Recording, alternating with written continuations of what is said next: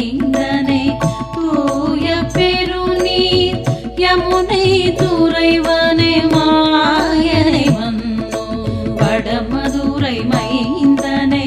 தூய பெருநீர் யமுனை துறைவனை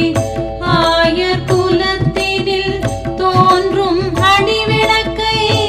ஆயர் குலத்தினில் தோன்றும் மணிவிளக்கை தாயை குடல் விளங்க செய்த தாமோதரனை தாயை குடல் விளங்க செய்த தாமோதரனை